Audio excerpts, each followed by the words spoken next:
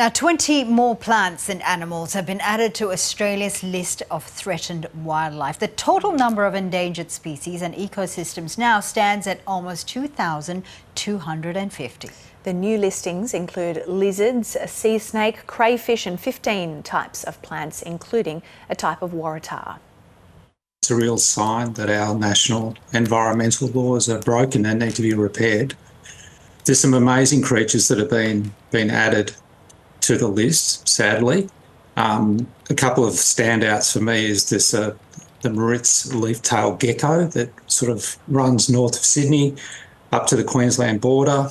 There's the Gibraltar Range waratah, which has been one of New South Wales' floral emblems, and still is.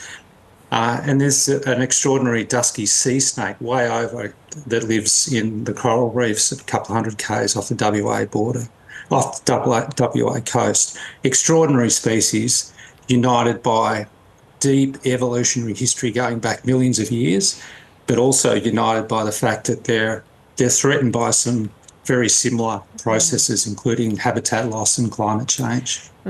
Yeah, I was going to ask about that, the reasons behind these plants and animals becoming threatened wildlife. What were the common contributing factors?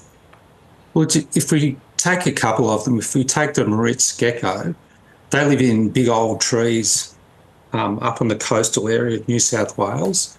Now, what we're finding is that climate change, by burning coal and gas, is warming the climate.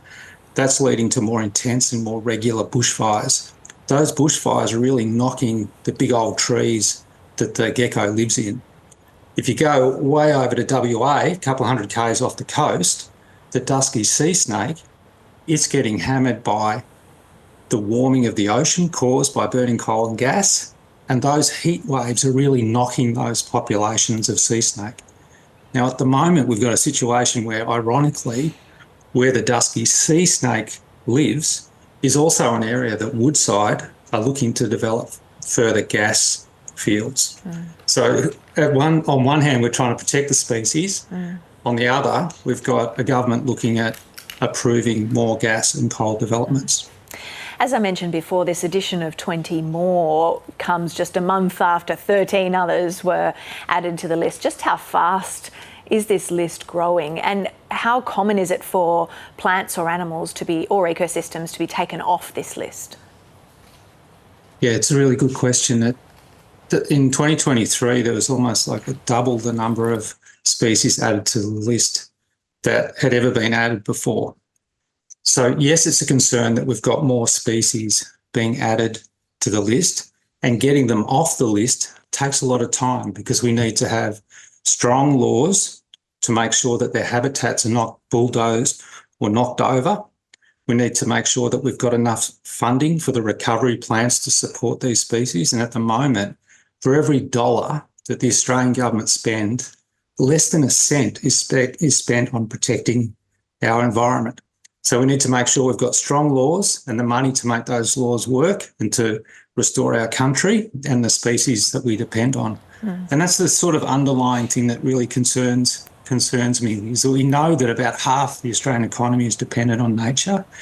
And the fact that we're getting more species added to this threatened species list is a sign that the natural systems that underpin our health and our economy are in really serious trouble. And Minister Plibersek this week has an opportunity to pass some legislation for a new first ever National Environment Protection Agency. I'm really hopeful that she will make it the right decision there. Well, I was going to ask you about the government. They're currently working on passing that legislation and for a new national environment watchdog, although there are disagreements around what that would look like and the powers that would have. What would you like that to look like? Really simple. We would like a strong, independent EPA, Environment Protection Agency, working to make good decisions that are free from the influence of folks who have a vested interest in knocking down the bush and adding more pollution to the atmosphere.